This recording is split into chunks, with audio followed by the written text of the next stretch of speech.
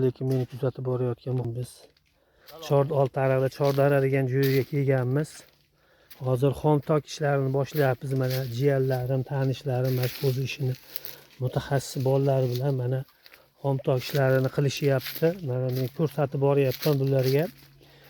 Agar kimga mana shunaqangi ishlar kerak bo'lsa, bemalol aytaverasizlar. Qishda uzum kesishlik yoki ko'mishlik, qanaqangi uzum sohasida ishlar bo'lsa, barcha ishlarni qilaveramiz.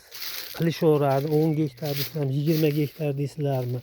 O'shanga yarasha odamga borib, bemalol kesib, ko'ngildagidek qilib, sizlar xohlagandek qilib kesib, chiroyli qilishib beradi. Shunaqa qilib sekin mana tepasini ola ko'lanka qilishib, havo yeydigan qilishib, mana shunaqa qilishib, havo yeydigan qilishib, ola ko'lanka qilishib, xomtok qilishib boryapti.